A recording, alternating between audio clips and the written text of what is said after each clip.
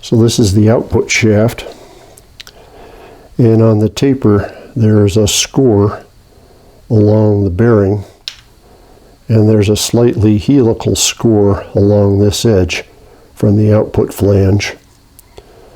The bearing shows a little bit of scuffing and discoloration. If we go over to the front bearing, there's quite a lot of dark discoloration, and also fifth gear moves about 0.4 of a millimeter, and I can rock it side to side.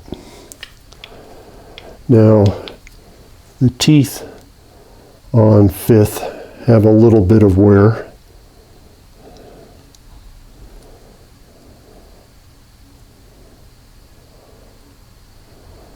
And then this is third.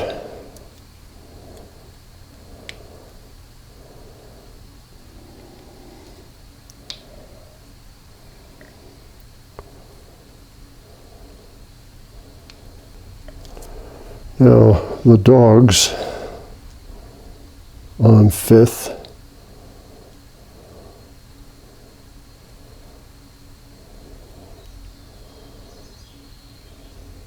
don't see any chips or cracks.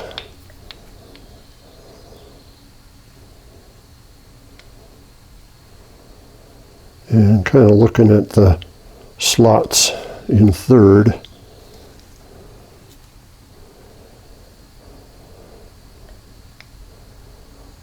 don't see any damage to them. This is second, and there's certainly a somewhat helical wear pattern on the edge of the tooth on this side, and then over here there's the same wear pattern on these teeth. Now this is fourth.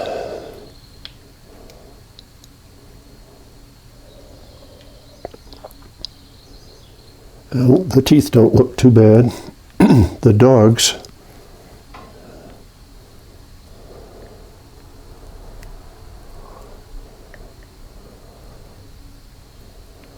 well, they don't look chipped or scratched. Now in first gear, we'll see what the slots look like.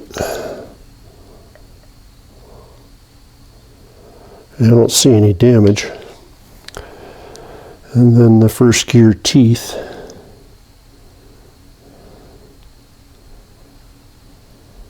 And I don't see any cracks or chips on those. This is a set of tools a friend of mine made for me that are based on the BMW tools for disassembling and removing the bearings on the shafts in the transmission.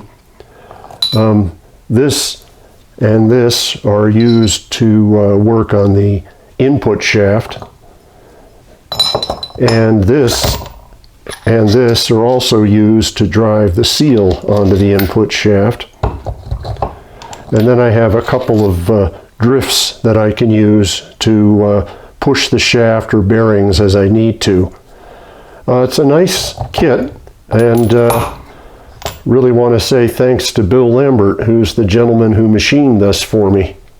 So I'm using a Harbor Freight press to help take apart the various shafts in the transmission.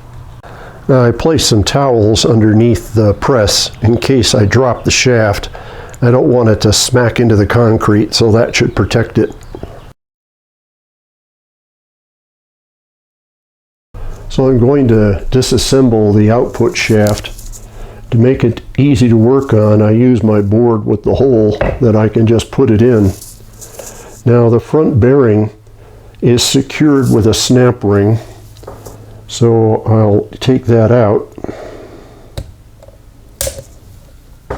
There it is. And also on this particular bearing, there's a small ring that goes in. And the idea is that the ring is underneath the snap ring, providing more of a surface area for the snap ring to press on, because when you look inside the bearing, this is a tapered shoulder, And when you put the snap ring on, it doesn't have a whole lot of surface on the face of the bearing to press against. So the idea that BMW came up with was to stick this small ring in there to give more area for the snap ring to press on to hold the bearing in place. So the next thing I'll do is remove the bearing. So I have the bearing puller jaws mounted. I'm going to use a fairly good sized Allen to protect the shaft, and then my drift to drive it through. And I just drive it out, hang on to it so it doesn't drop.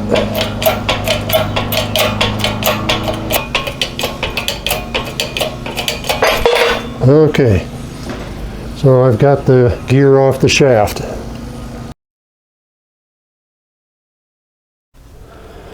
Now that I have the bearing off, this was the outside surface, but if you look on the inside, you can see there's a wear pattern here, and that was caused by fifth gear. And what's happened, which unfortunately happens a lot, is I can rock fifth gear on the shaft, and that means it wasn't getting the proper lubrication. So it's loose on the shaft, and that's caused it to wobble, and that's what's caused the uneven wear pattern on this face of the roller bearing. So this is fifth gear, and this is the face that was rubbing a little bit against the bearing.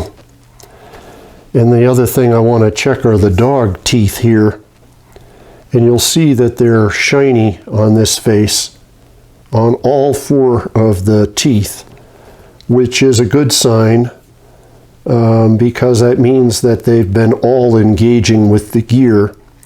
Now if I look at the other side, you'll notice that it's not as shiny. A little bit of the blacking is worn off, but the reason for that is that that's the side of the gear dog which is engaged when you decelerate, so it doesn't get very much horsepower.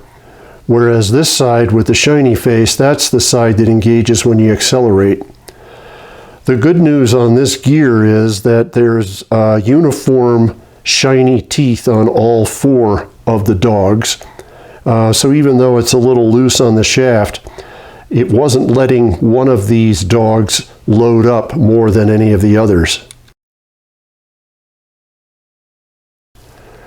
Now third gear pulls right off, and that's the face that is against the fifth gear.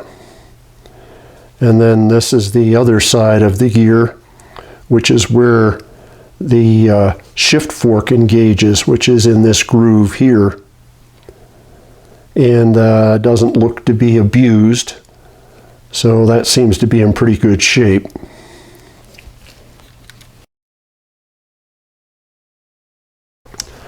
Now second gear is held on with a snap ring, and there's one on each side of the gear, so I need to remove those to get it off the shaft.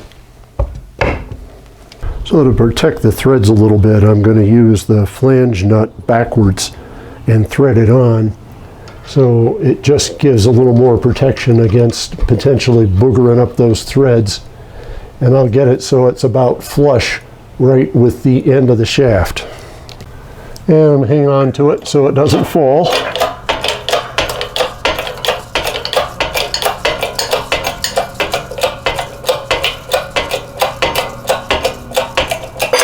There we go. Got it loose.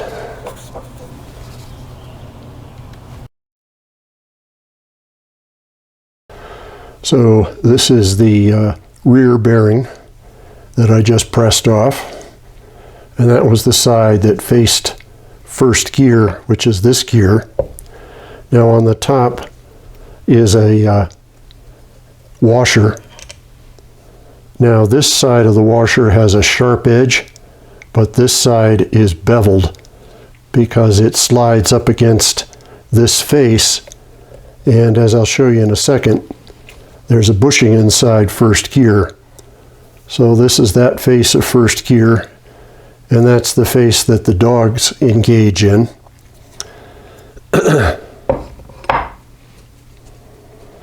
Now this is the bushing, which I'm going to replace, that fits inside first gear.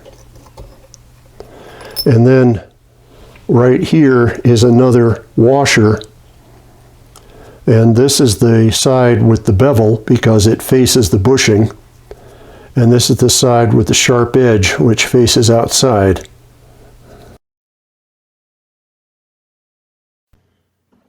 Now fourth gear just slides up and off, and it has a set of shift dogs as well, and also a slot for a shift fork.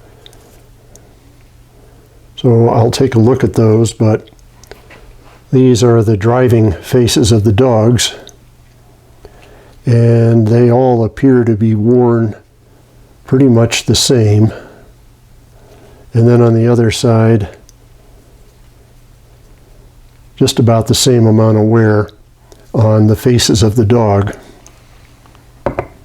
So that leaves me to getting to second gear, where I can remove the two snap rings and get it off the shaft.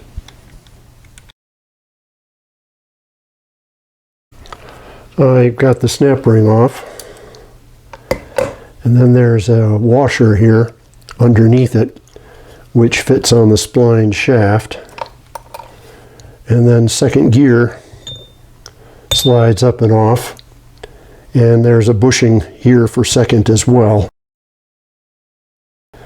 But that's the face pointing towards first gear, and that's the face pointing towards fifth gear. Now the other side of the bushing inside second gear also has a snap ring and the same washer. What I like to do after I get those parts off is I take a tie and just put them on the same face they came off of the gear from, and in the order that they go. Just makes it a little easier to keep track of what I'm doing. Just going to do an inspection now of the output shaft. There's a little bit of discoloration here where fifth gear was going. Just kind of walking around there looking at that.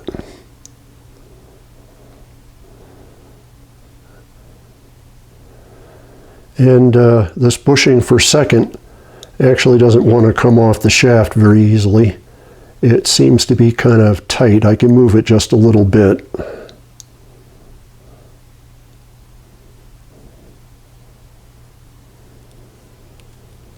And then this is the little groove that's in the taper and the companion here.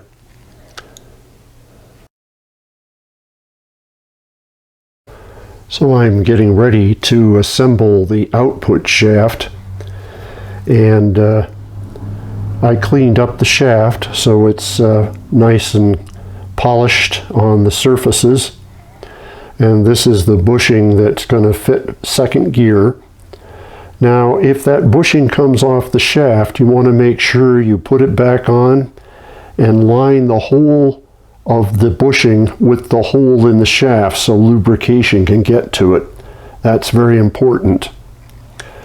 Now I replaced some parts, starting over here on the fifth gear side is a new ball bearing and a new lock ring, and can't pick it up, there it is, snap ring. And also in the kit I got is a shim to really help make sure that fifth gear stays tight on the shaft. Now, due to the wear that I had on my fifth gear, I bought a new fifth gear, but this one is the tall gear, so it has one tooth less, or 20 teeth, than the stock gear, which has 21.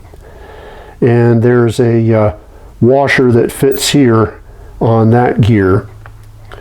And so then this is the third gear. Second gear gets two new lock rings, and then it of course has the two washers which are the same part number on either face. And then this is the fourth gear. And then first gear, I got a new bushing, and there's two washers, slightly different sized. The flat face of the gear gets the wider washer, and the side of the gear with the dog slots gets the slightly thinner washer. And then a new bearing for that end.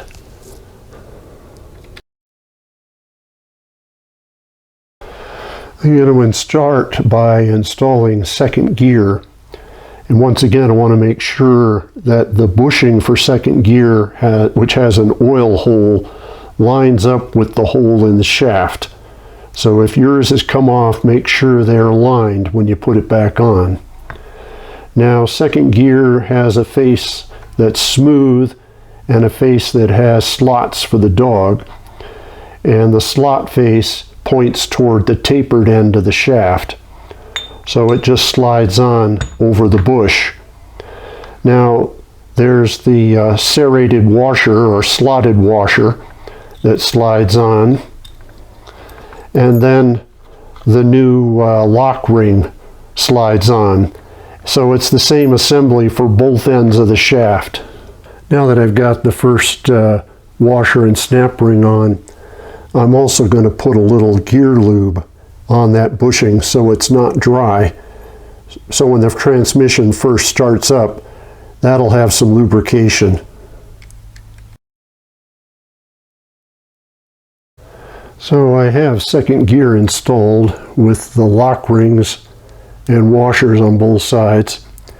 And I'm going to put together the output flange side of the gear shaft first.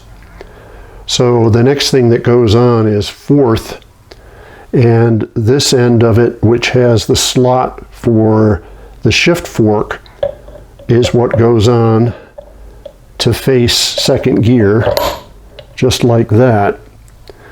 Now, first gear has a set of washers which have a beveled edge and a flat edge. Now, the beveled edge always goes up against the bushing. So I'm going to put this on like that, and then I'll put the bushing on, but first I'm going to lubricate it a little bit with some gear oil. Now, the faces of the washer, one face has a sharp edge and one face has a beveled edge. And the bevel is always going to face the bushing. But you can visually see that. I'm going to put this on, and that's the sharp edge. And you don't see very much gap between the washer and the bushing. But if I flip it over, now you can see there's a fairly good gap between them due to the bevel on that face of the washer. So that's how the washer goes. Now, before I install the first gear bushing, I'm going to put a little bit of gear lube on the bushing, both sides of it, and on this sleeve here, so it's lubricated when the bike first runs. And that's a good idea. And then I'll put first gear on, which just slides on like this. And then the second washer, now this is the one that's a little wider, also has a bevel and flat end. So when I put it on, the flat end will face me, and I really don't see much gap between the edge of the washer and the shaft. So I'm ready to press the ball bearing on the end of the shaft with the taper, but the output shaft has two different size ball bearings, and the one that fits on the taper end is the smaller diameter one, and the larger diameter one is the one that's going to go up against fifth gear. So I'm ready to press the ball bearing on the tapered end of the output shaft.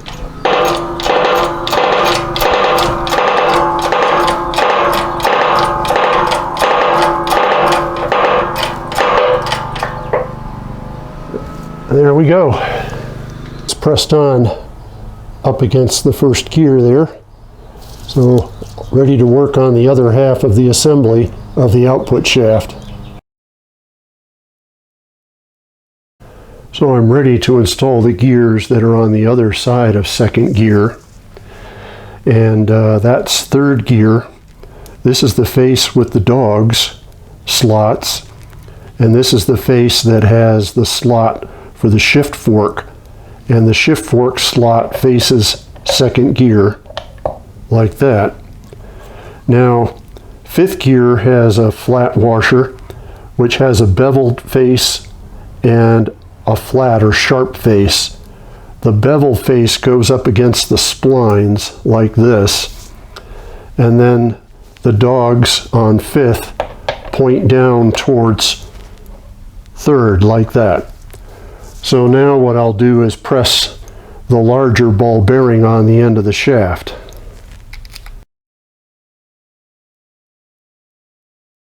So I'm ready to press the large ball bearing on the side of the shaft with fifth gear.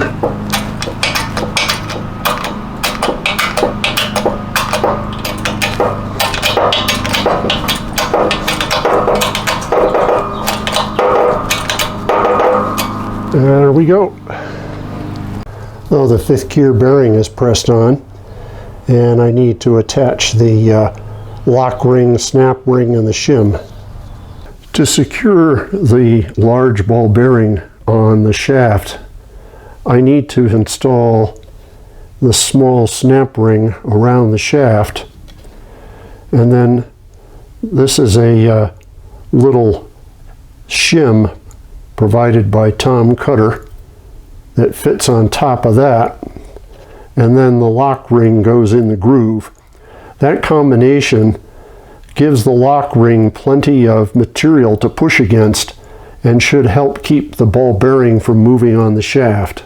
After I installed the lock ring, I used a screwdriver and a plastic mallet, and I just went around the edge to make sure that the ring is tightly seated into the groove, and then I visually inspected the ring against the top of the shaft to be sure that it looks flush and uniform all the way around, because I certainly don't want that particular lock ring to come loose.